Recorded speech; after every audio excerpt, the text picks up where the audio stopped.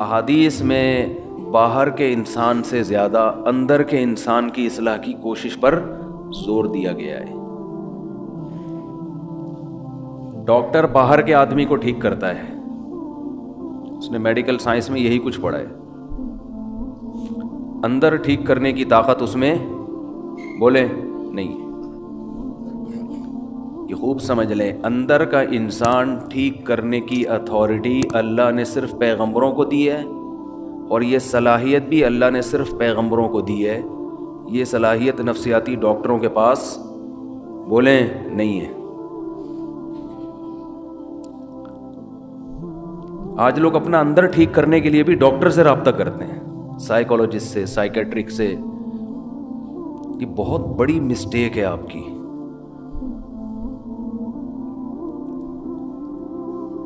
ہاں، کسی سائیکالوجسٹ سے آپ رابطہ اندر کا انسان ٹھیک کرنے کے لیے اس وقت کر سکتے ہیں جب اندر خرابی باہر خرابی کی وجہ سے ہو۔ سمجھ میں آ رہی ہے بات؟ بعض بیماریاں ایسی ہوتی ہیں جو دماغی ہوتی ہیں، کچھ کیمیکل آگے پیچھے ہو جاتے ہیں، اس کی وجہ سے آدمی کے اندر کی سیٹنگ بھی خراب، تو وہ اندر کی سیٹنگ باہر کی وجہ سے خراب ہوئی ہے، اس کے لیے ڈاکٹر آپ کو میڈیسن دے کے یا کچھ دائیں بائیں کر کے وہ کیمیکل آپ کے سیٹ کر دے گا۔ ایک آسان سی مثال سے سمجھاتا ہوں۔ آپ کو اگر نیند نہیں آتی تو یہ باہر کی سیٹنگ کی خرابی ہے نا، دماغ، یہ باہر کی خرابی ہے نا، باہر کا آدمی خراب ہے، مشین خراب ہے، آپ کو نیند، دماغ کی کچھ بھی ہو گیا ہے،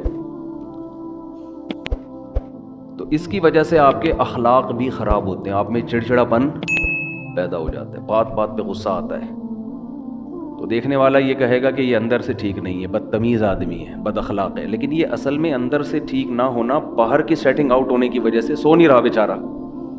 سمجھتے ہیں؟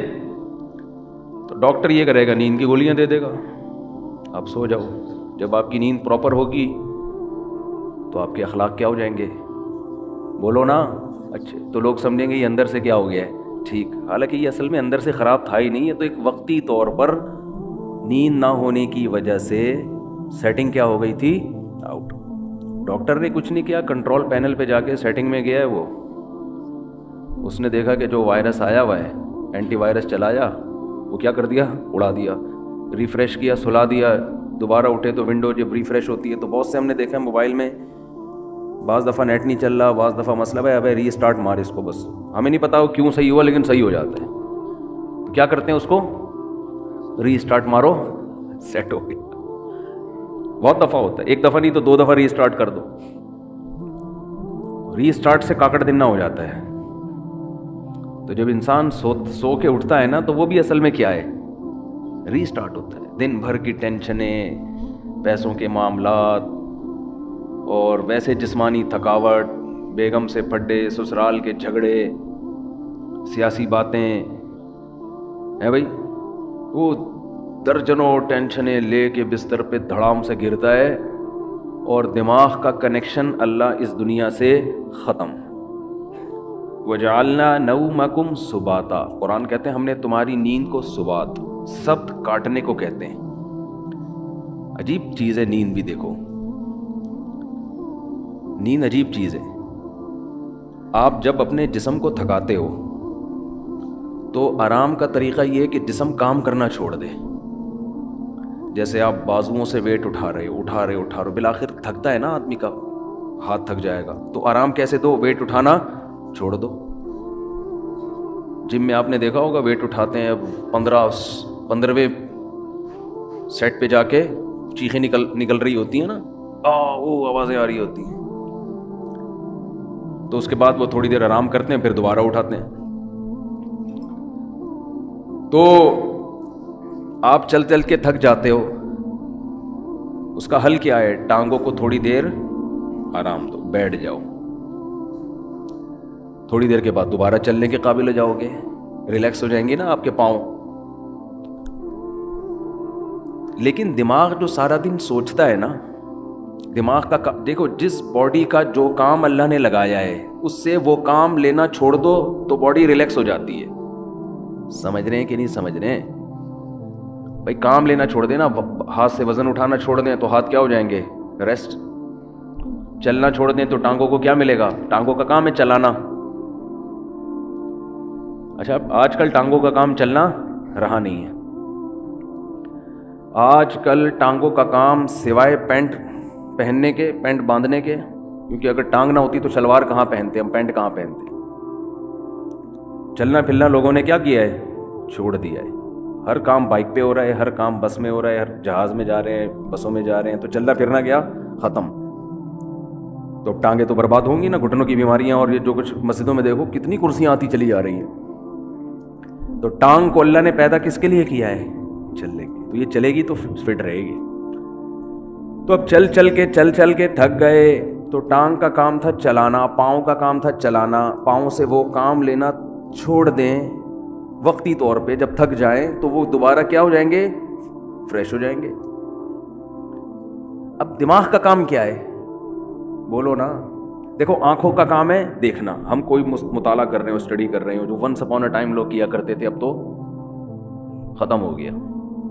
تو تاریخ بھی ڈرامے دیکھ کے لوگ سیکھ رہے ہیں. حالانکہ جو ہسٹری ہے نا وہ کتابوں میں ہوتی ہے صحیح. مولانا اسماعیل ریحان صاحب کی کتابیں ہسٹری پہ, تاریخ پہ ضرور پڑھیں آپ لوگ, تاکہ یہ جو بنو امیہ اور بنو عباس کے لوگوں نے جھگڑے کھڑے کیے ہوئے ہیں نا, حضرت معاویہ پہ الزامات, مستند تاریخی کتاب ہے, اس کو پڑھیں لازمی. ورنہ آپ غلط لکھی ہوئی تاریخیں پڑھیں گے تو آپ کا دماغ خراب ہو جائے گا. بعض لوگوں کو بنو امیہ خلیہ ہو گیا ہے. تو مالی خلیہ ہوتا ہے نا, ایک بنو امیہ خلیہ, ہر بات گھما گھما کے بنو امیہ کے خلاف. بھائی اس میں اچھے کام بھی ہوئے ہیں, برے کام بھی ہوئے ہیں. اچھوں کو اچھا کہو, بروں کو برا کہو. ہر دور حکومت میں ہوا ہے, لیکن ان کا کچھ نفسیاتی مسئلہ بن چکا ہے. نفسیاتی بیماریاں بہت قسم کی ہوتی ہیں. آپ کا کوئی ذاتی چڑ ہو جاتی ہے آپ کو کسی سے, تو ہسٹری پڑھیں, بہت زبردست تاریخ لکھی ہے انہوں نے. حضرت مفتی تقی عثمانی صاحب نے بھی اس کی تعریف کی ہے. خیر, یہ درمیان میں ایک بات آ گئی. تو میں یہ عرض کر رہا ہوں کہ آپ اگر چلتے چلتے تھکتے ہیں تو ٹانگوں سے کام لینا چھوڑتے ہیں, تو دماغ کا کام کیا ہے؟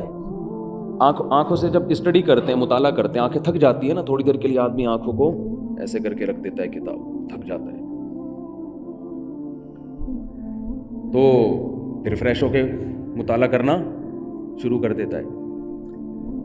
دماغ کا کام ہے سوچنا. تو دماغ کو ریسٹ کیسے ملے گا؟ جب وہ سوچنا بند کر دے. یہ اپنے اختیار میں ہے؟ بولو نا, کیا ہو گیا؟ دیکھو, ہاتھ سے ویٹ اٹھا رہے تھے, اپنے اختیار میں, ویٹ نہ اٹھاؤ. پاؤں سے چل رہے تھے, اپنے اختیار میں. دماغ کا کام کیا ہے؟ آرڈر کرے گا ٹانگوں کو رک جا, ٹانگیں رک جائیں گی. دماغ آنکھوں کو آرڈر کرے گا بند کر لو اپنے آپ کو, آنکھیں بند ہو جائیں گی. دماغ آرڈر کرے گا ہاتھوں کو کہ وزن اٹھانا چھوڑ دو. یہ پوری باڈی کو کون مینیجر کون ہے اس باڈی کا؟ آپ کا برین ہے. یہ سارے کام کر رہا ہے. اس کو آرڈر کون دے گا؟ اس کا تو کوئی باپ ہے ہی نہیں نا جو اس کو آرڈر دے. ارے جب دماغ ٹانگوں کو آرڈر دیتا ہے تو ٹانگیں کام کرنا چھوڑ دیتی ہیں. دماغ آپ کی زبان کو آرڈر دیتا ہے, بھائی بس کر, 1 گھنٹے کا بیان ہو گیا, ایک جمعہ ہمیشہ لیٹ ہو رہا ہے, تو تھوڑا جلدی کر لے, بیان جلدی ختم کر لے. یہی ہوتا ہے نا. تو دماغ آرڈر دے گا تو زبان اگر بات سمجھ میں آئے گی اس کے دماغ کی تو رک جائے گی, نہیں سمجھ میں آئے گی تو چلتی رہے گی. لیکن آرڈر کون دیتا ہے؟ دماغ. دماغ کو جب سکون چاہیے تو اس کا طریقہ یہ ہے کہ دماغ سوچنا چھوڑ دے. تو دماغ کو سوچنا چھوڑنے کا آرڈر کون دے گا؟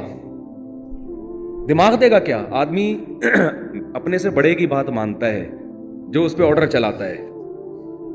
دوسری بات, دماغ جب آرڈر دے گا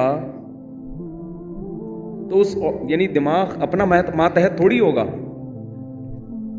دماغ کو کوئی بھی آرڈر نہیں دے سکتا. دماغ کسی کی سنتا نہیں ہے. دماغ کو آرڈر وہ دے گا جو دماغ سے اوپر ہے, وہ اللہ ہے. اللہ کے سوا کوئی نہیں ہے. اس لیے اللہ کہتے ہیں وَجَعَلْنَا نَوْمَكُمْ سُبَاتًا, ہم نے بنایا ہے تمہاری نیند کو دماغ اور اس دنیا کا رشتہ ڈسکنیکٹ کرنے والا. نیند کو اللہ نے ایسا بنا دیا کہ آپ کے دماغ کا اس دنیا سے کنیکشن کیا ہوتا ہے؟ ڈسکنیکٹ, سوئچ آف ہو جاتا ہے. تاریں کاٹ دی جاتی ہیں. جو دماغ کی تاریں ہیں نا جو پھیلی ہوئی ہیں, جو دیکھ رہا ہے دھوپ ہو رہی ہے, بارش ہو رہی ہے, نہیں ہو رہی ہے, گرمی ہو رہی ہے, سردی ہو رہی ہے, چمونی آپا کیا کر رہی ہیں, اور بیگم کچن میں کیا کر رہی ہے, اور میری بچی کا فون کیوں نہیں آیا, میرا بچہ ابھی تک کمبخت 3 بج کے گٹر کے ڈھکن پہ کیوں بیٹھا ہوا ہے صبح 1 بجے تک. یہ سارے مسائل کھوپڑی میں گھومتے ہیں کہ نہیں گھومتے؟ ہاتھ تھا کہ آدمی جب سونے کے لیے لیٹتا ہے تو اور زیادہ گھومنا شروع کر دیتا ہے, جب لائٹ آف ہوتی ہے تو اور دماغ فریش ہو کے سوچنا شروع کر دیتا ہے. اب آپ اپنے دماغ کو آرڈر دے کے سو جا, دماغ کبھی بھی آپ کے کہنے پہ بولو نہیں سوئے گا. آپ سمجھاتے نا بے سو جا, بے سو جا, بے سو جا. اب جتنا دماغ اپنے آپ کو سونے کو آرڈر کرے گا اتنا ہی دماغ جاگے گا, کیونکہ آرڈر کرنے کے لیے جاگنا ضروری ہے. سوتا ہوا مینیجر کسی کو آرڈر نہیں کر سکتا. سمجھ میں آ رہی ہے بات کہ نہیں آ رہی ہے؟ سوتا ہوا آدمی اپنے ہاتھ کو آرڈر کر سکتا ہے؟ بولو. آپ جاگ رہے ہیں نا, آپ نے اپنے ہاتھ کو آرڈر کیا, بھئی یہ گلاس پکڑ لے, گلاس پکڑ لیتا ہے. جب آپ سو رہے ہوتے ہو تو آپ کا دماغ آرڈر کرتا ہے اپنے ہاتھ کو کہ یہ گلاس پکڑ لے. کیوں؟ دماغ ابھی کیا کر رہا ہے؟ سو رہا ہے. تو سوتا ہوا دماغ جیسے آپ کے اعضاء کو آرڈر نہیں کر سکتا تو وہ اپنے آپ کو بھی آرڈر نہیں کر سکتا. اور جاگا ہوا جب تک ہے, آرڈر کرنے کے لیے جاگنا ضروری ہے, اور جاگا ہوا ہے تو سوئے گا نہیں, سویا ہوا ہے تو جاگے گا نہیں. تو یہ ایک دوسرے کے اپوزٹ ہیں. اس لیے دماغ اپنے آپ کو سونے کا آرڈر کبھی بھی نہیں کر سکتا. اس لیے کہتے ہیں کہ نیند آپ کے اپنے اختیار میں نہیں ہے. آپ کے اپنے اختیار میں بستر پہ سونے کے لیے لیٹنا اور لائٹ کو آف کر دینا, شور شرابے کو ختم کر دینا, یہاں تک آپ کے اختیار میں ہے. دماغ میں نیند مسلط کرنا یہ آپ کے اختیار میں نہیں ہے. یہ اللہ کی رحمت ہے کہ جب آپ بستر پہ آنکھ بند کر کے لیٹتے ہو, اللہ کہتے ہیں اللہ یتوفی الانفس حین موتها والتی لم تمت فی منامها, ہم تمہارے اندر سے روح کھینچ لیتے ہیں جب تمہاری نیند کا وقت ہوتا ہے. وَيُرْسِلُ الْأُخْرَى, اور پھر اللہ تمہاری اس روح کو صبح کے وقت تمہاری باڈی میں لوٹا دیتے ہیں. دماغ کا سونا یہ روح نکلنے سے کتنی زندگی نکل گئی نا, جو چل رہے پھر رہے تھے, ہنس رہے تھے, مسکرا رہے تھے, اس کو روح سے تعبیر کیا ہے, حیات سے تعبیر کیا ہے. یہ والی حیات وقتی طور پر ختم ہو جاتی ہے. تو یہ اللہ کی بہت بڑی نعمت ہے کہ اللہ آپ کا سبات کا مطلب اللہ آپ کا دماغ کا کنیکشن اس دنیا سے ڈسکنیکٹ, جب ڈسکنیکٹ ہوا تو سوچنا چھوڑ دیا دماغ نے. سوچنا چھوڑتا ہے تو وہ 4, 5, 6, 8 اور کراچی میں تقریباً 13 گھنٹے سونے کے بعد وہ دماغ کیا ہو جاتا ہے, صرف فریش نہیں ہوتا بلکہ بیکار ہو جاتا ہے. وجہ اس کی ہے کہ جب کسی باڈی کو بہت زیادہ آرام دے دیا جائے نا تو وہ اعضاء ناکارہ ہونا شروع ہو جاتے ہیں. آپ واکنگ کرتے ہو, چلتے چلتے چلتے چلتے تھک گئے, پھر بیٹھو, آپ پھر اتنا بیٹھو جتنے میں ٹانگیں ریلیکس ہو جائیں. جب ریلیکس ہو گئی, سکون مل گیا, پھر چلو یا کوئی اور کام کرو. لیکن آپ ایسے بیٹھے بیٹھے درد کی آپ کی کمر تھک گئی تو آپ لیٹ گئے. اب آپ ایسے لیٹے کہ پولیس بھی آ کے نہیں آپ کو اٹھا سکتی, تو تھوڑے دنوں میں آپ بیٹھنے کے قابل رہیں گے ہی نہیں, تھوڑے دنوں میں آپ چلنے کے قابل رہیں گے ہی نہیں. تو ایسے یاد رکھیں, دماغ کو بھی آرام چاہیے ایک حد تک. اتنا سونا کہ دماغ کو جتنا آرام چاہیے تھا فریش ہو گیا, پھر سوئے جا رہا ہے, پھر سویا رہا ہے, تو اس کا مطلب دماغ میں سوچنے سمجھنے کی صلاحیت ختم ہونے والی ہے تھوڑے دنوں میں. بھینس میں سوچنے کی صلاحیت ہوتی ہے, ایک ہی جگہ کھڑے زندگی گزار دیتی ہے وہ. کیا خیال ہے؟ اگر اس میں سوچنے کی صلاحیت ہوتی نا, وہ لاتیں مار کے بھگاتی ہے آپ کو, کم از کم ٹیکا نہ لگانے دیتی. کہتی بھائی میرا دودھ نکال لیا, کھلا لیا, پلا لیا, بس صحیح ہے, 5 کلو 10 کلو بہت ہے تمہارے لیے. کتنا دودھ دیتی ہے مجھے تو پتہ نہیں, 10 کلو 15 کلو جو بھی ہے, اب کافی ہے.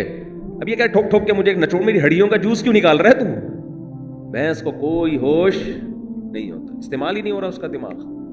سوچے گی تو دماغ سوچنے سے اس کی طاقت بڑھتی ہے, خوب سمجھ لیں. یہ جو بادام کھا کے دماغ کی طاقت کو بڑھی, ابھی موضوع نہیں ہے, جلد کہاں نکل رہا ہوں میں, اصل موضوع کی طرف جلدی سے آتا ہوں. جلدی سے ایک صحت کی بات ہے نا, پارسل ہو جانی چاہیے. یہ خوب سمجھ لیں کہ آج کل جو صحت بنانے کے ٹوٹکے آپ لوگ یوٹیوب پہ دیکھ رہے ہو نا, یہ کھانے سے یہ چیز تیز ہوتی ہے, یہ کھانے سے یہ ہوتا ہے, کچھ بھی نہیں ہوتا اس سے. مرو گے کھا کے مر جاؤ گے. بم جیسے دھماکہ ہوتا ہے نا, ایسے ایک دن مر کے ہلاک ہو جاؤ گے. کھانا صرف اسی کے لیے ٹھیک ہے جو اپنی انرجی کو یوٹیلائز کر رہا ہو, ورنہ یہ جو کھا رہے ہو نا یہ گلے پڑ جائے گا, دنیا میں بھی آخرت میں بھی.